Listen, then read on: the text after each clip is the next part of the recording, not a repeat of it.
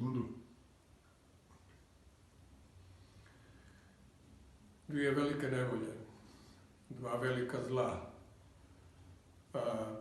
Jedno je udar na zdravlje cijeloga društva i gotovo cijeloga svijeta, a drugo je prirodna sila koja je u Zagreb uzrokovala potres kakav ga nije bilo 140 godina. Sve nas koji živimo u Hrvatskoj, i Srbe i Hrvate i sve druge naše sugrađane,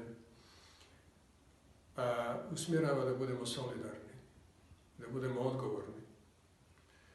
Da budemo odgovorni kad je posrijedi širenje virusa, da učinimo sve da zaštitimo sebe i da učinimo sve da zaštitimo druge. I da radimo u skladu s tim pravilima ono što su nam obaveze, što su nam dužnosti u obitelji, što su nam dužnosti i obaveze na poslovima koje imamo. Što se tiče potresa, tu također moramo moći pobijediti strahove. Moramo moći uzajamno jedne druge hrabriti, uzajamno jedni drugima pomagati gdje je to moguće. Kad se posrijedi srpska zajednica, središta naših ključnih institucija, Srpske pravoslavne crkve, Preobraženska crkva, sjedište Srpskog narodnog vijeća u Gajevoj, sjedište prosvjete u Berislavićevoj, sjedište privrednika u Preradovićevoj, redakcija Novosti u Preradovićevoj. Sve su preživjele određenu veće ili manje razmjere oštećenja tih prostora. Sigurno će to biti trošak za naše institucije, ali siguran sam da ćemo to moći izdržati i da ćemo to napraviti.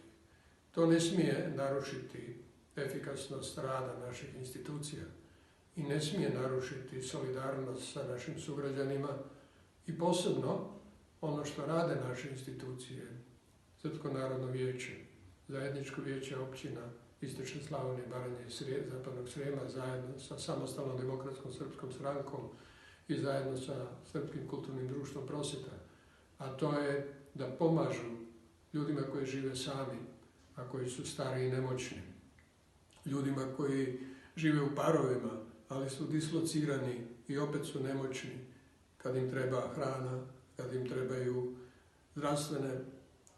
zdravstveni medicinski lijekovi ili kada im trebaju sanitarne i higijenske potrepštine ili naprosto da znaju gdje se mogu javiti za bilo koji savjet.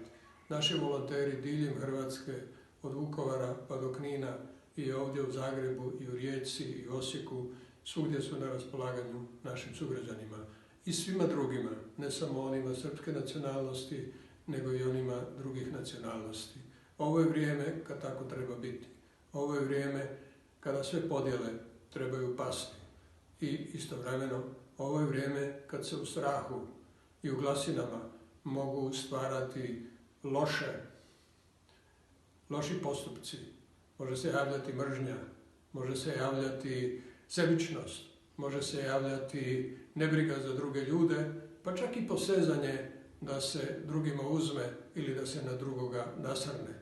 To treba spriječiti. Jedno takvo iskustvo smo imali u ratu i ne dao Bog da se na bilo koji način ponovi. Ova dva iskustva trebamo